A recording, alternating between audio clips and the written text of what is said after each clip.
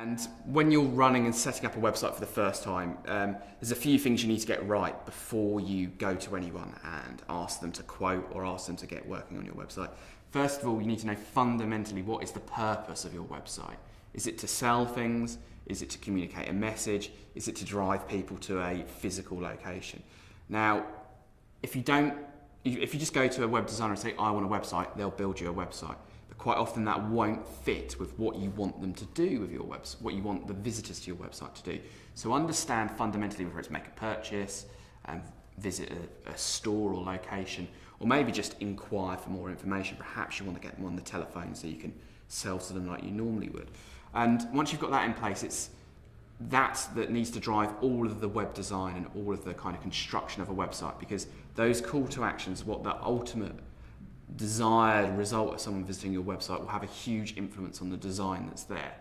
And also, there should be a real thorough process when you're working with a web designer, of them asking you a huge amount of questions about who your customers are, other websites that are related to yours, and generally the type of tone that you speak to your customers in, because the copy will have an influence on that, but the design will also have a huge impact on how customers perceive your business. And if the web designer doesn't understand your business, they can't understand your customers, and therefore they can't build a website that will work for your business.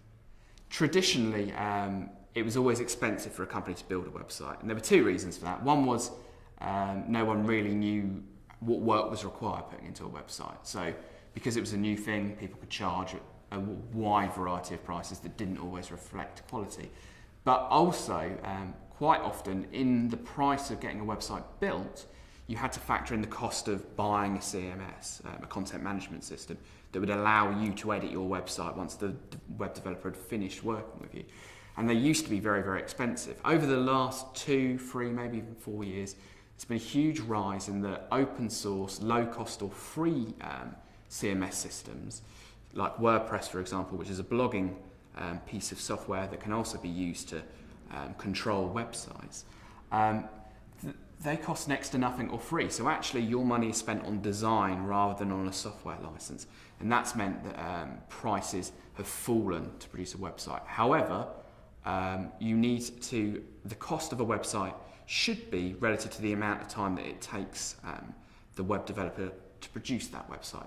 So if your website is hugely complex, that has lots of functionality, a large number of pages, lots of interactions and clever calls on databases, it will be more expensive than a far more simple kind of brochureware website. But shop around and don't just buy on price, but at least get a perception of what the cost would be from a variety of different suppliers.